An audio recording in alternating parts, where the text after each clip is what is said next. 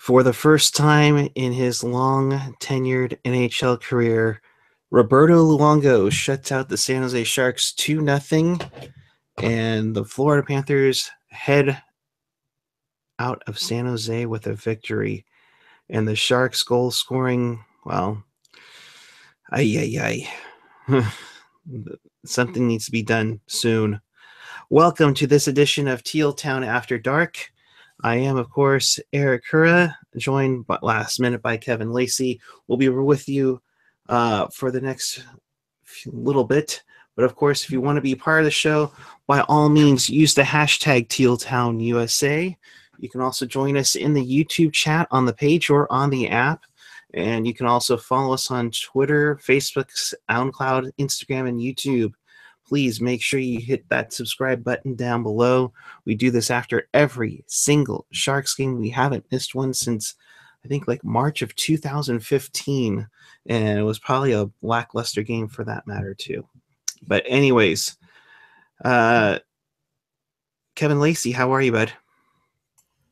Well, last time you saw me on Teal Town After Dark, my goal light wasn't working. And I guess I really did not need to replace the batteries because I didn't need to use that the whole night. Oh. Hi, thanks for having me on, Eric. Yeah, well, your goal light's not working, not just because of you, but mainly because of the Sharks, to which I say...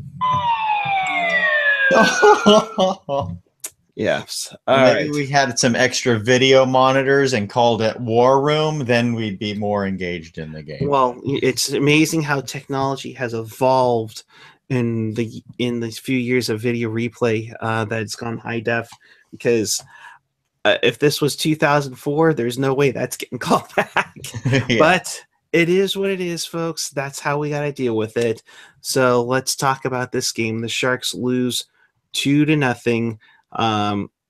We'll jump into the chat in just a jiffy, but let's go over the game really quickly. Sharks had one of their That's So Sharks games moments, unfortunately. They really played to the Sharks, or to the Panthers level. Just did not look really solid or dominant. And it took them a while to get going. They looked like a team that had 3 days off. Yeah. I was watching, and we've been talking about it quite a bit throughout this season, and I was watching on NHL Network earlier. They mentioned the same thing. The Sharks have almost had too many days off so far. Like, they're too fresh, they're too ripe to play like this. But yet you get into these phases where you're playing so little that you've kind of just fall out of form, as you'd say in soccer terms. You fall out of form. And the Sharks, I was worried about this a few games ago, and they got the 2 wins over the weekend against Vancouver and LA, but I haven't liked their game for about a week now. I don't know what you think, Eric. Yeah, no, I mean, even though the Vancouver game was 5-0, it really had their moments where it was just lackluster. I mean, let's be honest, that 5-0 game was two empty netters and in 3 shorthanded goals, one of which was on a penalty shot at the end of the game. They just have not had the fire, the desire of sorts, in my opinion, to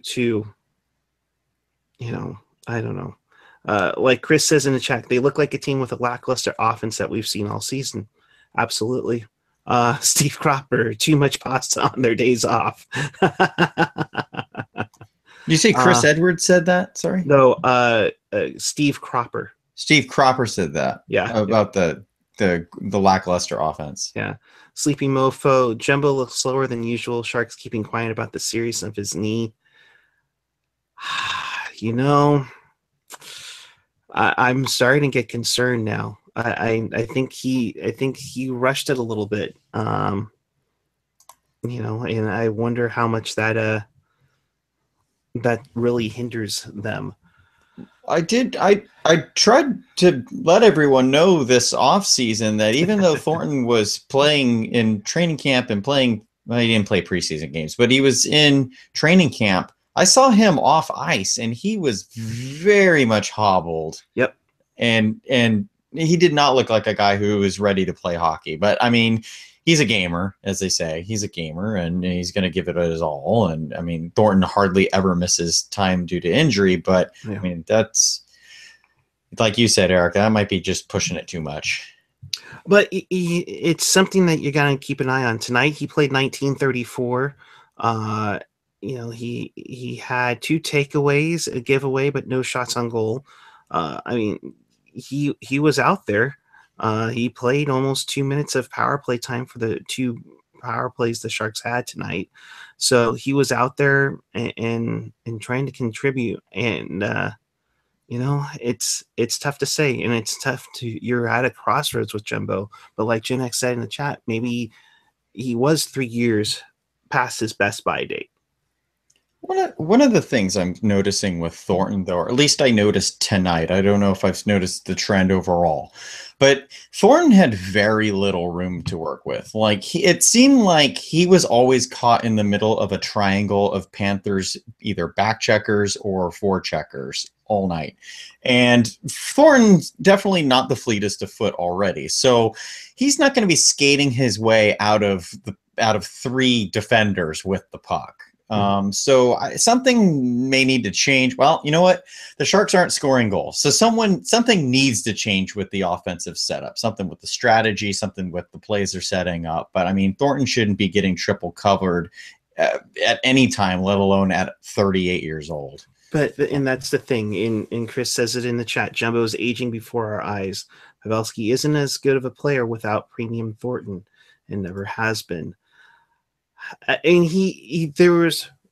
Pavelski's been really high with Jumbo, but he's been decent when without premium Jumbo. He's been a 25 goal scorer without Thornton, but right. 40 goal scorer with him. Right. That's my point. Yeah. But let's keep going with the recap here. Colton Seaver. I hope I got that right. I think that's how yes. I heard it right. Good job, man. Thank you. From Brickley and Trocheck, banged home a rebound past Joner a minute into the second period. That ends up being the game-winning goal. His 4th on the year, makes it 1-0 Florida. And that was pretty much it for the second period. The third period, after Sharks had a offsides call on the Tim Heat goal, which was legitimate. I mean, I get the frustration if you're at the arena. I get that, and in not to make excuses, Kevin, but on the jumbotron, you might not be able to tell. It was that close, but when you have it, 60 frames per minute at 1080p on your monitor or on your television that's near you, closer than say halfway around the rink, Yeah. I did receive a tweet from someone. I don't know if he was at the game or what. I didn't even quite understand his tweet, but it was in some regards to the Jumbotron. So I don't know, like what you're saying. I don't know what speeds they're showing the replay at, what angle they're showing at, because there were definitely a couple angles that seemed inconclusive. But there was that one that NBC Sportsnet showed tonight that was offside. It sucks. Yep. It was a heck of a shot. I mean, I briefly tweeted out before the goal got called back that the net was writhing in agony from receiving the puck because holy moly, what a shot. Yeah, no, that was a shot. And that's if you're new to the game and you ever seen how a stick can flex, that you can use that video right there as to see how much a stick can flex on a shot. Let me see if I can pull it up really quick here and screen share it. There we go. I gift it on at Tealtown USA. Make sure you follow Tealtown USA on Twitter. I try to, when I'm at home for games, I try to make sure I get some of the most important plays out there. Yeah, I mean, from this angle, it's the one that they looked at, but it was so freaking close that they had to get it on the offside. Yeah. So it's a tough one to call. I can't blame them if it was so close. But zooming in on that slow-mo replay, that's what did it in for them. Let's see what we got in the chat. And while you're looking up at the chat, I've argued against instant replay in terms of, like, if you can't see it by a regular slow-mo replay, you need to let whatever call stand. That one actually is the argument where you could say you can really slow it down and determine distinctively that was no goal. So sure, in this regard, the replay worked. Yep. And it worked to the T, and you want to get it right, because we've seen it time and time again where it hasn't gone right against the Sharks. So you want to eventually get it right, and hopefully karma will come back to haunt them eventually. So on to the third period, and again, we'll go back at it again. There was pressure in front of the net, and Hurdle thought he had a loose puck. It was under Luongo, and it pokes through before the net was dislodged. Looked like a good goal, but the calling ice was a good goal. But Florida challenges again, and they get it disallowed. What did you take on that call? Okay, Eric. Okay, Sharks fans, I'm going to play the part of villainous Sharks fan. Are you really a Sharks fan kind of thing here? How dare you? I was okay with both calls against the Sharks tonight. And for this particular goal, I'm going back to the playoffs. Was it the 2014 playoffs? 2014 Game 6 against the Kings. And at the time, and I still maintain it, if Justin Williams is not allowed to push the goalie, in that case Alex Stalock, into the net with his stick to score a goal, why is this any different? And to me, this was the exact same play. Exact same play. So unless there's some weird circumstance where they can determine by video review that Tomas Hurdle was pushed into Luongo by Ian McCoshen, there was no way that goal should stand. Luongo's look of bewilderment, which was quite a bit, yeah. That said it all. And sorry, but I really did believe that goal should be called back for goalie interference. What'd you think, Eric? Here's my thing, and I'm showing you the tweet that I got earlier. Here's my thing. You want to get it right, first and foremost, but you also want to be consistent. And if you're not consistent, how are you supposed to know what is allowed and disallowed? Yeah. To me, that looks like that can be interference. But if the puck is loose, they have every damn right to go after the puck. Yeah. Yep. What is Hurdle supposed to do in that is the argument. Right. Is he supposed to let up? No, of course not. You wouldn't want him to let up. That's the most important thing. You don't want to let up. You keep going until that whistle blows. And so, in my opinion, they did what they were supposed to do. But the question is that if he's supposed to poke at the puck and Luongo moves with the puck, how would he be considered interfering with the goalie? So it's a fine line as to what they're supposed to be doing with that. And I'll just go from there with that. I'll put it this way. To me, he's after the puck. You get, and we've seen it before. I say you call it a goal. Yeah, in my opinion. Okay, all right.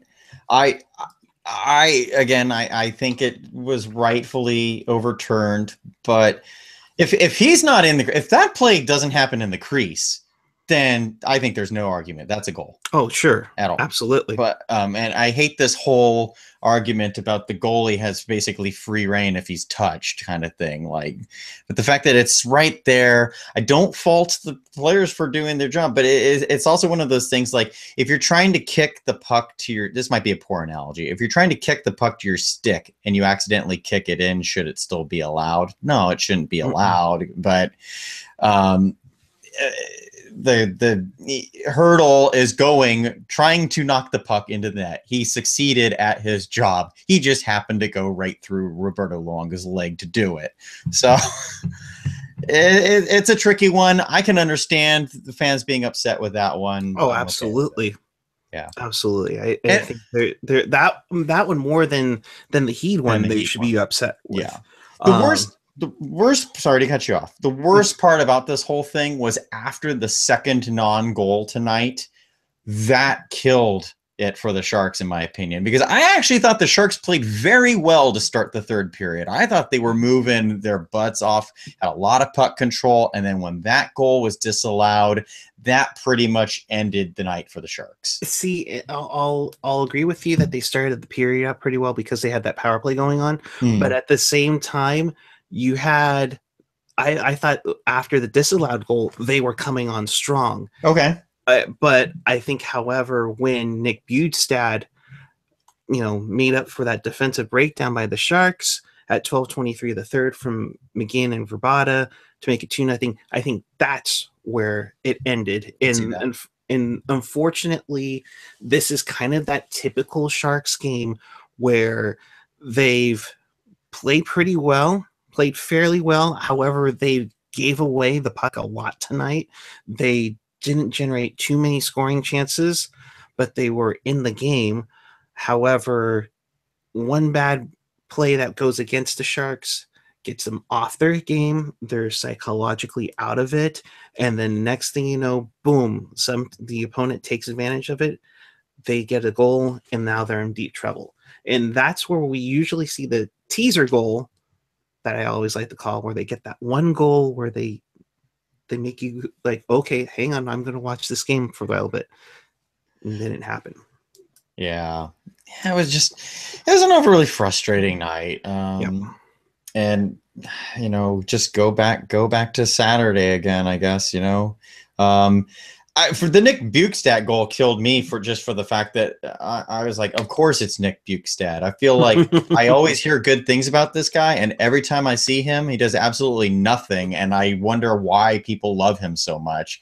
And well, great play. Oh, by the way, though, on that Bjugstad goal, we cannot talk about that without talking about how poor of a back check that was by the forwards, because it ended up becoming a 3-on-2, and Couture, who was the guy all the way down near Luongo when that play started, was the closest forward to the play. Hurdle was coasting the entire way through, and Donskoy started to go, but he read it just late. And really, I don't know if that was Donskoy's guy to take in the first place, but oh man, there could have been more of an effort by all three of those guys to get back it. And here's the funny thing, Kevin.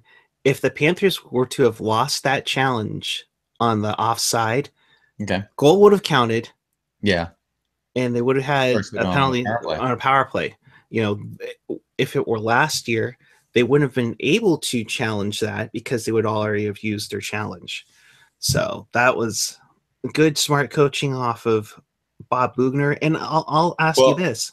Oh, go ahead. I was going to make a joke. Oh, go ahead. I was going to say, I guess we know who got the replay challenges right last season on the Sharks bench. But yeah, no, it was one of those things, and the irony that somebody who tries to challenge multiple times and it gets it right. And here's the other thing I think too. Boughner knows this team and knows the tendencies of this team. That had to play a role tonight, wouldn't you say? Yeah, I definitely think so. I think that it helps for Bugner to know the defensive side because I mean the Sharks have been so wonderful defensively, and they weren't bad defensively tonight outside of the back checking on that second goal against. But I mean they gave up 2 goals against tonight, and the offense didn't show up at least officially. Um, but Bugner has that in where he can teach his offensively rich forward core like this is what you need to do to get by guys like Brent Burns and guys like Mark Edward Vlasic and so on. So I do think that played into a factor of knowing their tendencies and how to exploit them. So. Yep, definitely. Kind of going through the chat here. Players know who the leaders are. It's more of an honor and recognition thing. I'm assuming that's from captaincy. Yeah, there's been some chatter in the chat room about Pavelski's captaincy and whatnot. I don't really think that needs to be under fire, but maybe a closed if this continues, maybe a closed door meeting just to figure out what's going on with the offense. Well, yeah, they need to do something. I mean, obviously, I mean, again, we throw out those crazy 3 goals at the end of the Vancouver game, and you have tonight 0 goals. Sunday night in LA, 2 goals. You throw out those 3 goals, you had 2 goals against Vancouver, and then you had 1 goal against Tampa. So that's 1, 3, 5 goals in your last 4 games, let alone 0 for 2 on the power play. So if you can hear that faint drum from San Jose, that's AJ's power play drum. This power play was top 10 at one time this season. Now it's dropped down to 25 in the league, which is scary as heck. Not good. I think Chris JWS, by the way, Chris JWS, this is an awesome tweet that you sent me of this. I don't know what this is too. I'm guessing it's because I'm a bad Sharks fan and I thought that both goals should have been disallowed. I don't know. But Chris JWS says that the Sharks don't have a number 1 offensive line. And I think, and I don't know how I feel about that, but I do think there's an argument to be made in favor of that. I definitely think the Sharks have 2 third lines, maybe even 3 third lines, and maybe a second or maybe a 1B first line. I don't know, but the Sharks going to have to change some things up. I still think the Joes should be permanently split up. Yeah, they're not like twins or anything. They have the same name doesn't mean they can be like the team up in British Columbia and don't need to split them. I mean, come on now. Yeah. But I had a coworker today ask me who's the Sharks' best player this season. I said Logan Couture, and without hesitation. Oh yeah. And we need hesitation. We need more hesitation as to who the best Sharks player is. It shouldn't be that cut and dry Logan Couture. Keep doing what you're doing, number 39, but a few guys need to catch up to Couture here. Yep. Yeah, no, I completely agree. As we get the trade wins going in the chat. The Ice Hawk 2006 Vlasic super salty about the disallowed goal. Which one? That's the problem. I can't blame him for either one. I mean, seriously. Nick Neff Teppets, I can see the argument of our vets, but remember Marleau got a 3-year contract, 6.5 per. They could get more than we think. Yeah, it depends. I mean, to be honest, if you are going to move Jumbo, you have to, 1, find a good buyer. 2, yes, you can sucker Montreal into getting a first and 3 players, of course. Like they were saying, that's great. But the thing is, what value would Joe get right now? Or Jumbo, I should be more specific. I don't know. I wonder if there's any value out of anyone right now on this team. And unfortunately, so far you're only seeing, you have the youngsters, but the youngsters need to step it up. And that was what we said going into the year, the youngsters had to step it up. And so far, Donskoy hasn't been bad. Hurdle's been okay. Timo, this is where I think the Sharks, and I don't want to get too far into this because we talk about this all the time, but I think this is where we really get into the Sharks drafting and going with safe picks, as people say, and whatnot. The Sharks get NHL players, NHL caliber players, but they don't generally draft superstar players. And it's not, I think that the Sharks draft, Tim Burke and the scouting staff get kind of a raw deal as far as when people say they don't go for the big pick. Nikolai Goldobin was a huge gamble. It didn't pay off. That's the problem.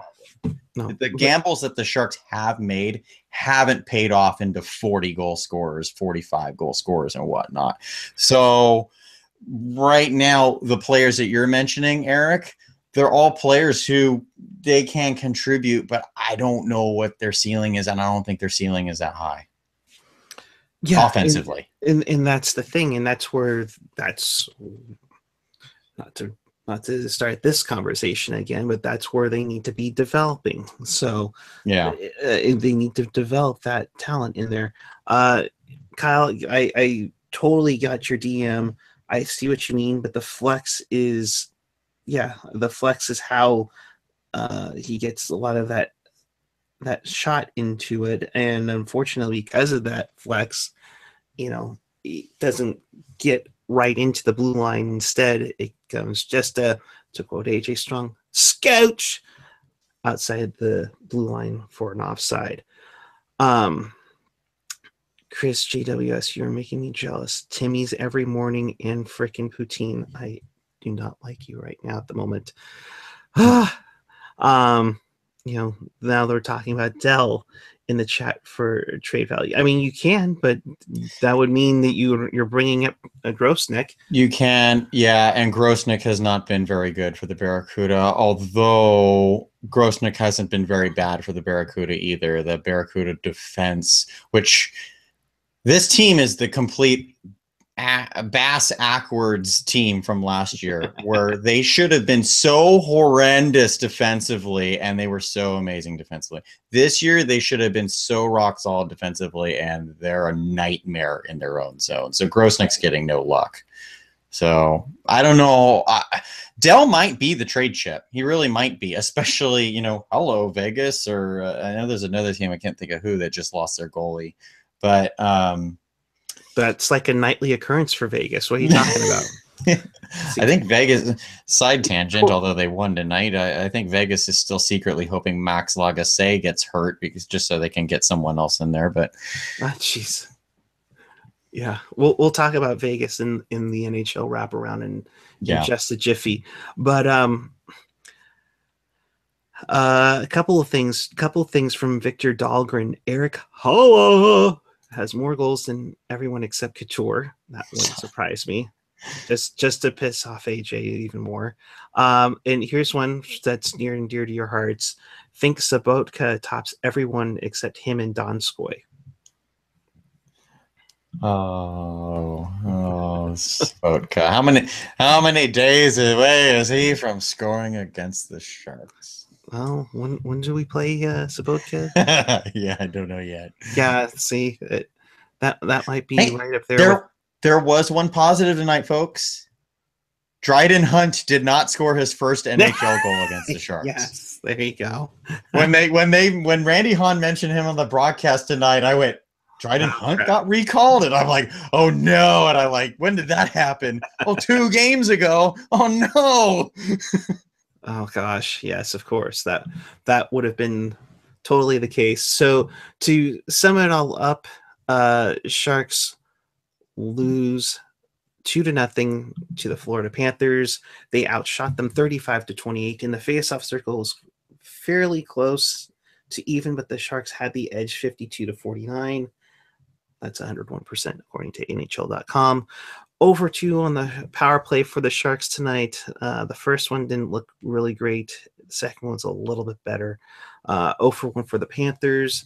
So the PK did its job as usual. Hits 22-19 in favor of Florida, 18-12 in block shots in favor of Florida. Sharks, of course, it's the holiday season, so they were having a giveaway. And I'm not talking about the ones that they give the fans. 20-14 in favor of the Sharks in the giveaway account. That must be why my hockey team keeps throwing the puck away a lot the last couple of weeks. Yeah. It's the holiday season. It's the holiday season.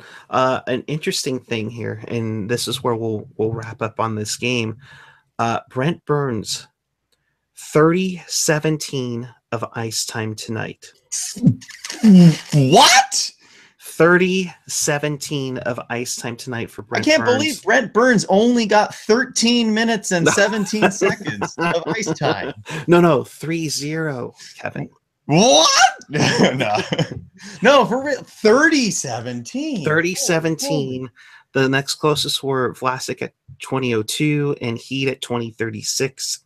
I mean, to me, Burnsy is pressing hard for that first goal, and I think also the team is trying to get him that first goal a little too much. I think I remember a game, I think I mentioned, I think it was in the second period, Meyer actually passed on taking a shot to get it over to Burnsy, and Burnsy couldn't reach the pass in time and just basically broke down the offensive attack for the Sharks. Guys, let's see, how many times have we said this, especially on the power play? When you have a chance to shoot, take the shot, for crying out McLeod. Oh my gosh. Yeah.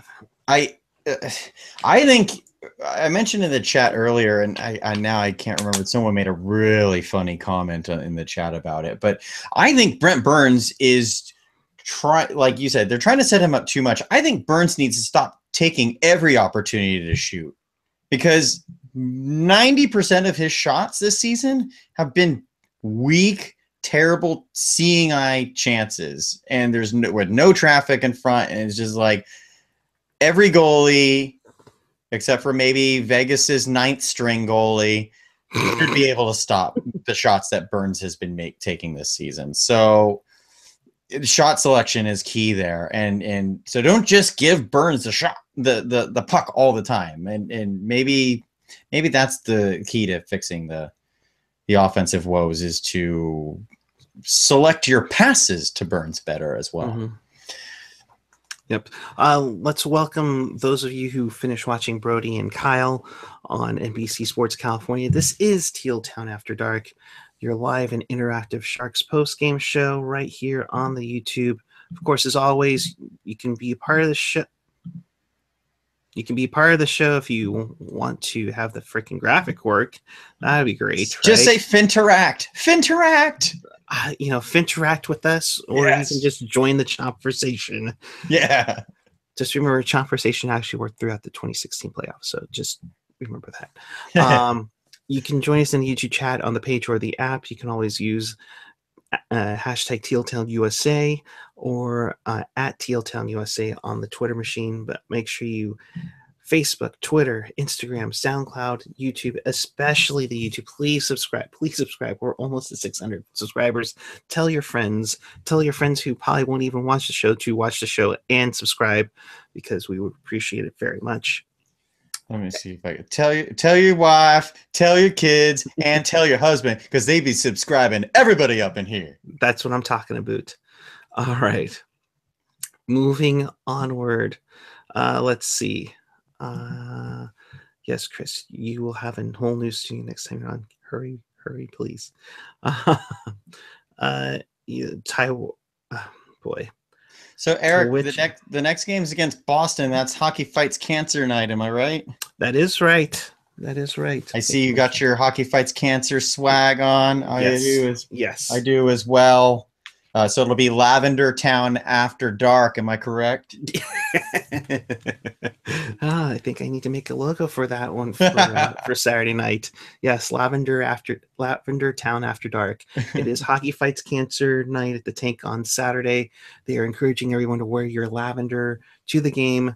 Make sure you do so. We're also getting the rally towels. There's also the mystery pucks. If you remember, the mystery pucks do go to a worthy cause through the Sharks Foundation. I sense I can already see myself as already AOLing a little bit, so forgive me there. But anywho, yes. So yes, Laurel, fuck cancer. We won't count that one in the Twitter jar. Laurel, we love you. We hope you're hanging in there tonight, and hoping we can distract you a little bit. With that being said, let's take the NHL wraparound, why don't we? Yes, let's, because there were some interesting happenings tonight and last night. And last night. Well, let's go back to last night. We'll talk about that interesting little brouhaha between the Flames and the Red Wings that ended up giving at least one person a 10-game suspension. What did you take from that? So I watched what happened before I actually read about what happened, and what I saw was the Flames very frustrated and trying to just start anything they could. And since Luke Witkowski was skating in the general vicinity of Brett Kulak, they decided, let's drop the gloves with him. Witkowski beat the crap out of Brett Kulak, but then taunted Travis Hamonic, who was talking smack at him. And basically the whole thing came down to me was the Flames were instigating every possible chance they could, but it doesn't give Witkowski the right to jump back onto the ice and try and start something. So 10 games deserved, but Matthew Tkachuk, love tap to the back of his leg. Yeah, it wasn't much, but I'd give him a game, because how many times in his 14-month career have we talked about Tkachuk toeing that line? Like, someone needs to send him a message. I wouldn't be surprised if it's more than one game. I could see maybe two. Is he going to get anything, though? I mean, I figured they'd do something today if they would. Well, I know he's got a hearing, but we'll see. Oh, he does? Yes. Oh. So that'll be quite interesting. Yeah. So that was last night, where the Red Wings beat up on the Flames, and I think it ended up being 8-2. Yeah, two more power play goals after that whole. Yeah. But we go to tonight's action, and in Toronto, William Nylander, exhausted. I think he was out there for like over a minute. Gets the game-winning goal. He barely could celebrate because he was exhausted. Gets the game-winning goal in overtime in a classic goalie duel as the Leafs beat the Devils 1-0. Good end-to-end action, including the Devils had a power play in overtime as well. Yeah. Great saves. The final minute, both goalies were just doing save after save after save, and then the goal by Nylander is just like, oh. Yeah, it was pretty cool. Where they stopped virtually everything except for one shot, and that was the game-winning goal.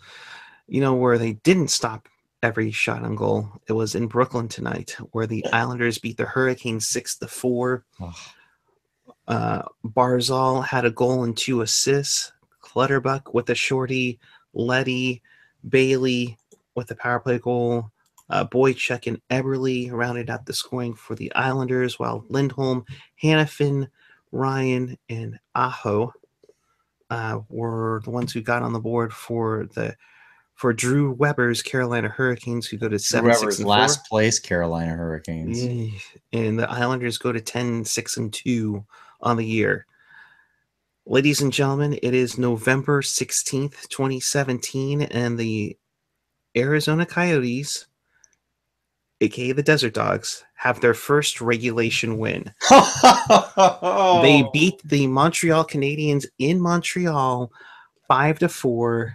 At this moment, TSN 690 in Montreal is essentially still taking calls on the post-game show. I can imagine. And probably calling for Bergevin's head right now. Oh, my. I mean, they're even calling for Carey Price's head, so you know how bad it is in Montreal. Yeah. They want to start a rebuild, if that's a shocker. Richardson, Dvorak, Reeder, All second period goals for the Desert Dogs. Stefan and Fisher were the 2 goals on the power play, mind you, that eventually ended up winning the game for the Coyotes. For the Montreal Canadiens, Gallagher, Byron, Morrow, and Shea Weber in a crazy second period there. But overall, the Canadiens go to 8-10-2. The Desert Dogs go to 3-15-3. The Sharks' 71 loss record is still up for grabs. In the nation's capital of Canada, the Penguins beat the Senators 3-1 with Hornquist, Gensel, and Sheahan getting goals for the Penguins, while Peugeot gets his second on the year for the Senators as they go to 8-4-5, while the Penguins go to 11-7-3. Did you see the NHL 100 Classic sweaters that came out just a couple of days ago?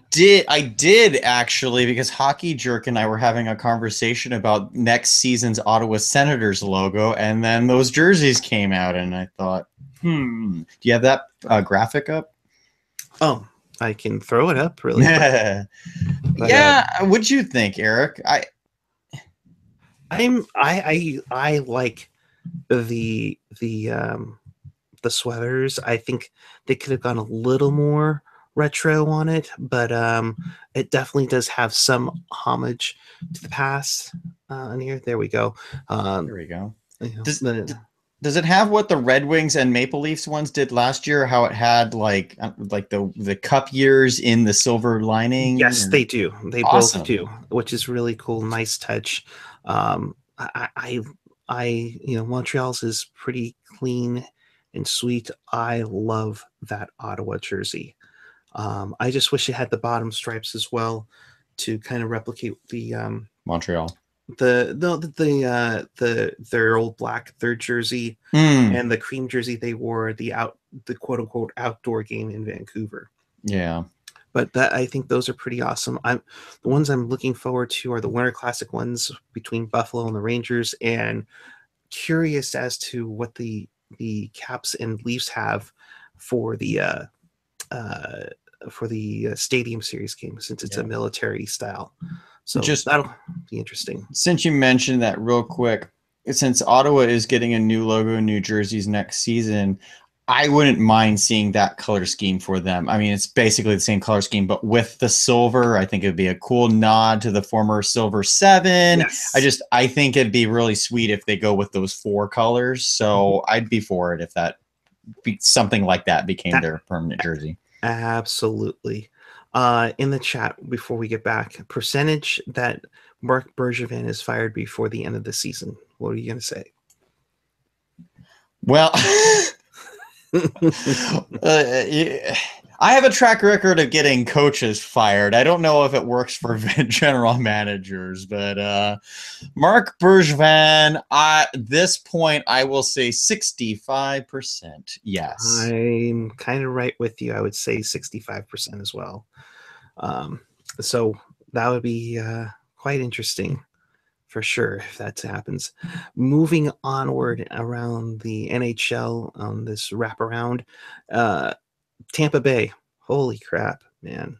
My God. Did they score less than 5 goals a game tonight? No, they scored 6. Wow. Stamkos with 2 goals, including a power play. Sergachev, Point, and Dachin and Kucherov round out the scoring for the Tampa Bay Lightning as they beat the Dallas Stars 6-1 in Ben Bishop's return to Tampa Bay. As the Lightning go to 15-2-2, the Stars go to 9-9-1. Stamkos with 33 points. We might have a 100-plus point score in the NHL. Can we just soundbite what I said last year about Tampa Bay's winning the Cup, Stamkos is winning the Hart Trophy? Can we just say I said it this year? Can you do some kind of audio editing for that? Sure, I'll get right on that. Man, that team. Oh, man.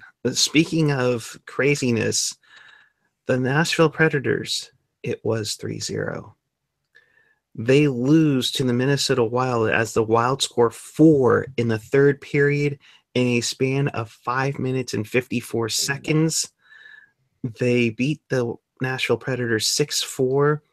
Dumba, Niederreiter, Suter, Stahl, Zucker, Spurgeon, all for the Wild, while Johansson gets his first of the year, Roman Josi his fifth, Ekholm his third, that one was a shorty, and Arvidsson his third at 57 seconds of the... Good job, Victor. Your team lost, but good job, Victor. Yeah. Wild go to 9-7-2. Predators go to 10-6-2 on the campaign. In Winnipeg, the Jets... Oh, dear. Beat the Flyers 3-2 in a shootout. Perreault, Scheifele with the goals for the Jets, while Voracek and Couturier were the ones getting the goals for the Flyers. However, none of that really mattered because... Gee, I can't believe what's going to happen next. What you're going to say next. Yeah, Gudis. Yeah, and I get that Perreault was taking liberties behind your back here, but let's be real here. I don't think you can do a two-handed slash on the back of the head. I'm sorry. No. And it's another thing with Radko Gudas. I have a tweet that I posted 13 months ago up right now on the screen that says the NHL needs to hold the same precedence with Radko Gudas as they did with Rafi Torres. This guy doesn't learn. The guy's already been, I think, suspended twice since this tweet and now is facing another suspension for this. Can we get him more than 2 games, please? This is absolutely ridiculous that this guy is even playing in the league at this point, given all the rest of the stuff that goes on. If he doesn't get double digits, I will be irate. Yeah, I mean, Witkowski got 10 again, deservingly. Got 10 for jumping back onto the ice and not really doing much, but still 10 for that. But the 10 is automatic. I mean, so it is. And this isn't even the worst thing that Gudas has done. But oh my goodness, how does this guy get away with everything? Game misconducts don't mean anything to him. Yeah. Victor Dahlgren, Stamkos on pace for 150 after a quarter season. Yes, he is. To make up all the points that he missed the last couple of years because of injury. So yeah, no kidding, right? Yeah, that's crazy. But it'll be interesting. He should at least have an in-person hearing, and I wouldn't be surprised if he did. In Denver tonight, Colorado 6, Capitals 2. Gabriel Landeskog with his hat trick, along with Nathan McKinnon, Colin Wilson, and Mikko Rantanen, all scoring for the Colorado Avalanche, as Connolly and Kuznetsov get goals for the Caps, as the Caps go to 10-9-1. They still haven't gotten out of their funk just yet. The Avs, however, at 9-7-1, trying to make some waves. Meh. I'm still not sold on the Avs, but hey, I mean, so far so good. This has been an interesting, just a really weird season. You want to talk about parody? Well, let's talk about this. Yes. The Oilers beat the Golden Knights 8-2 the other night. That's what I mean. And tonight they lose 4-1 to Vladimir Sobotka and the St. Louis Blues. My pick this season for the President's Trophy, the St. Louis Blues. Yes. Sobotka with a shorty, Steen with a power play goal, and then 2 goals from Braden Shen. Yeah. And within a minute 40, which is impressive.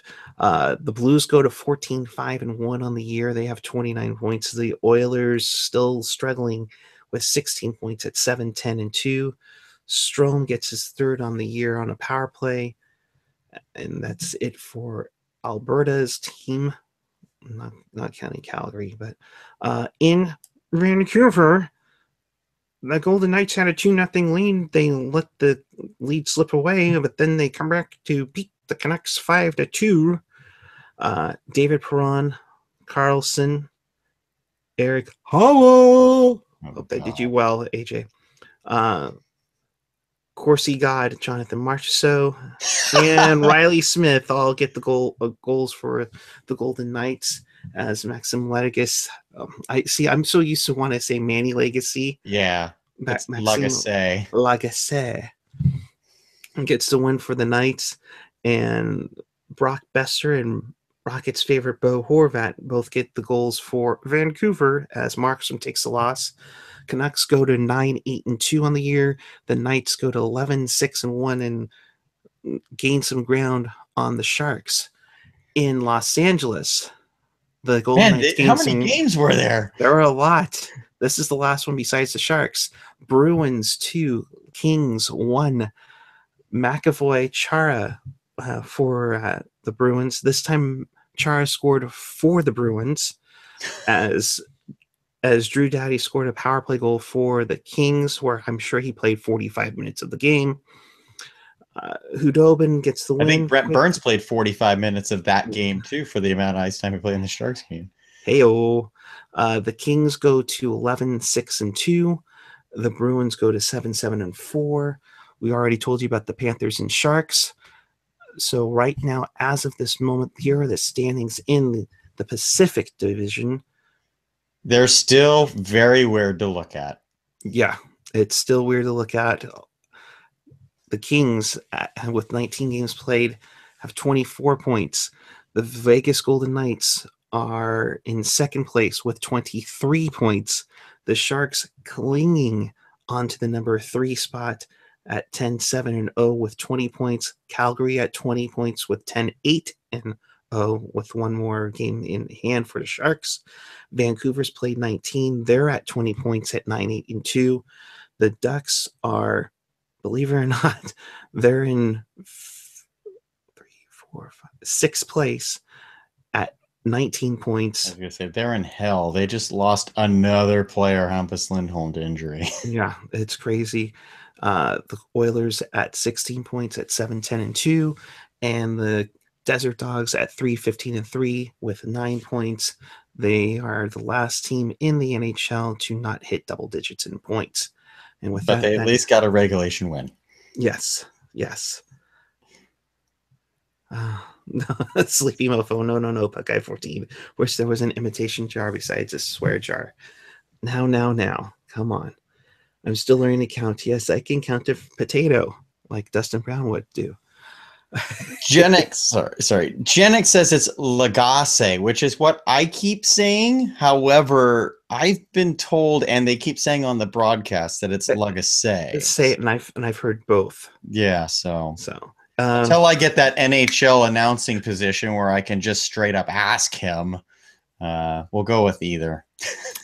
You know what? Just call everybody Cuccio. Oh, that's going into a deep, dark hole down there. No, we won't. All right. So coming up, as we see the Boston Bruins on Hockey Fight Cancer Night, they played a great game earlier in the year. What do you expect from the Bruins?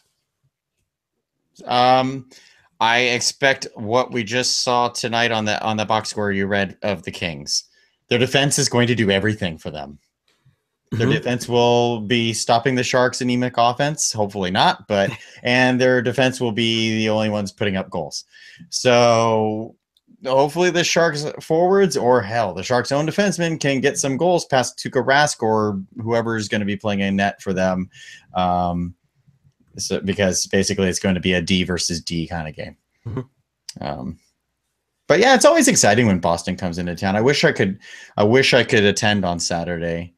But yeah, always a good game. That would be wicked awesome if you were able to. Oh no. Yes. Oh boy. Anywho, with that, hopefully no more Danton Heinen shorthanded goals. I mean, he can only get his first NHL goal against us once, so yeah, that's true. Hopefully that's all. So yeah. Anywho, with that being said, we'll wrap this up. In case you missed anything or you want to hear this crazy show one more time, you can do so by hitting tealtownusa.com or your favorite podcatcher, whether it's iTunes, SoundCloud, freaking graphic. I should have these things prepped, iTunes, right? Google Play, SoundCloud, Stitcher, TuneIn, YouTube. It's all on there at tealtownusa.com. With that being said, final thoughts, Mr. Lacey.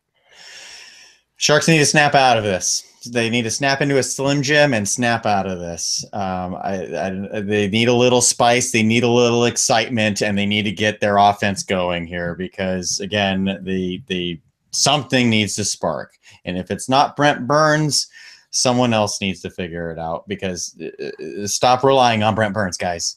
It's not happening yet, but just focus on something else. I'm at Kevin Lacey 22. Thanks for having me on tonight. Of course, Kevin. Thank you for being on. I'll leave you with this. And longtime Sharks fans will know this. Hi, I'm so-and-so.